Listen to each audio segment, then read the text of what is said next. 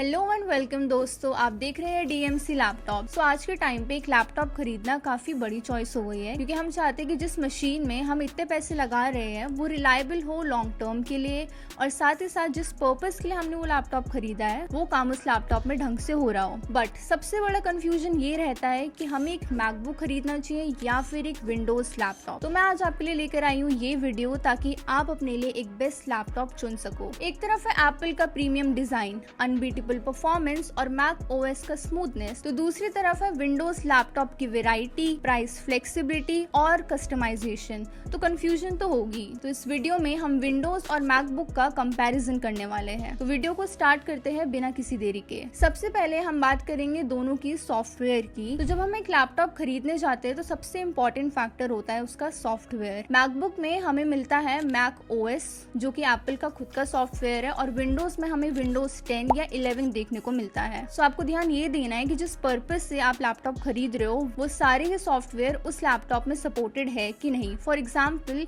मैं एक editing laptop खरीदने जा रही हूँ तो मैं देखूंगी कि कौन से अच्छे सॉफ्टवेयर किस में ज्यादा सपोर्टेड है। जैसे कि हमें मैकबुक में फाइनल कट प्रो जैसे पावरफुल टूल्स देखने को मिलते हैं, वहीं और एडोबी प्रीमियम प्रो जैसे सॉफ्टवेयर हमें दोनों ही लैपटॉप में मिल जाते हैं, बट विंडोज लैपटॉप में काफी अच्छा परफॉर्म करता है। सो उस हिसाब से आप अपनी चॉइसेस बना सकते हो। विंडोज में आप मोस्टली हर टाइप का जो सॉफ्टवेयर है वो चला सकते हो, बट वहीं मैक ओएस में सिक्योरिटी रीजंस की वजह से कहीं ना कहीं सॉफ्टवेयर लिमिटेड हो जाते हैं। सेकेंडली बात कर लेते हैं प्राइस के लिए, जो कि बायर्स के लिए एक बहुत ही इंपॉर्टेंट फैक्टर है। विंडोज लैपटॉप में हमें प्राइस की एक वैरायटी मिल जाती है, एक प्राइस रेंज मिल जाता है कि लो प्राइस से एक हाई प्राइस रेंज हमें देखने को मिलता है, बट वहीं मैक ओएस काफी हाई प्राइस रेंज में आते हैं जो कि 90,000 से स्टार्टिंग हो जाती है, बट विंडोज में 30,000 से लेके 1 लाख या 1.5 लाख तक जो प्राइसिंग है वो चली जाती है। तो प्राइस फ्लेक्सिबिलिटी हमें विंडोज में ज्यादा देखने को मिलती है।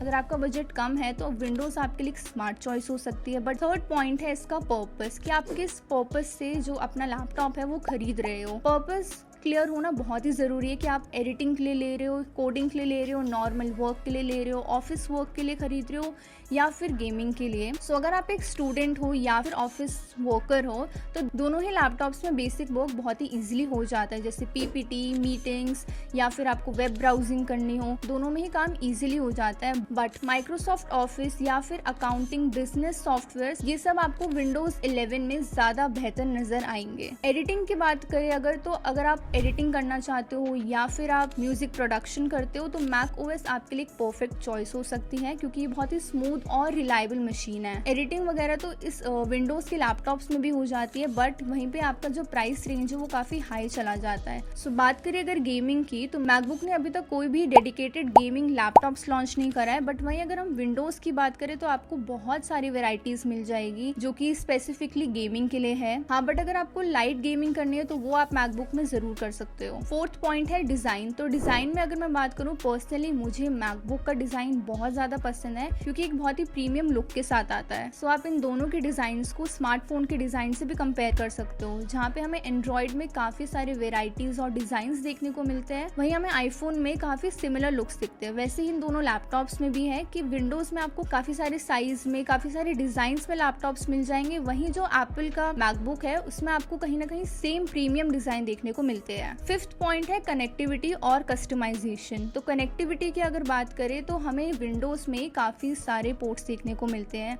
जैसे कि C type ports, HDMI port, USB-A type ports या फिर एथरनेट पोर्ट्स। तो पोर्ट्स की कोई कमी हमें विंडोज लैपटॉप में देखने को नहीं मिलती है। बट वहीं अगर हम बात करें मैकबुक की, तो मैकबुक में हमें काफ़ी लिमिटेड पोर्ट्स मिलते हैं, जैसे सी टाइप हो गई या फिर थंडरबोल्ट 3 पोर्ट्स मिलते हैं। तो कनेक्टिविटी के मामले में मैकबुक थोड़ा सा पीछे है। अगर आपको कुछ और कनेक्ट करना है तो आपको एक्स्ट्रा एक्सेसरीज जो है वो कैरी करनी पड़ती है। बात करें अगर कस्टमाइजेशन की, तो यहाँ पे भी जो मैकबुक है वो थोड़ा सा पीछे है, क्योंकि आप इसमें SSD या फिर रैम कस्टमाइज नहीं कर सकते। बट बात करें अगर विंडोज लैपटॉप की, तो विंडोज लैपटॉप में आप आराम से रैम, SSD या फिर किसी लैपटॉप में आप ग्राफिक कार्ड्स भी कस्टमाइज कर सकते हो। सिक्स्थ पॉइंट है ड्यूरेबिलिटी, यानी कि आपका लैपटॉप कितने टाइम तक अच्छे से चलेगा। तो ड्यूरेबिलिटी की बात करें तो मैकबुक की जो परफॉर्मेंस है वो सालों साल तक काफी अच्छी चलती है। अगर आप 2017 या 18 की मॉडल्स अभी भी चला रहे हो तो आपको दिखेगा कि उसकी परफॉर्मेंस काफी अच्छी है। वहीं विंडोज लैपटॉप की जो परफॉर्मेंस है वो टाइम के साथ कहीं ना कहीं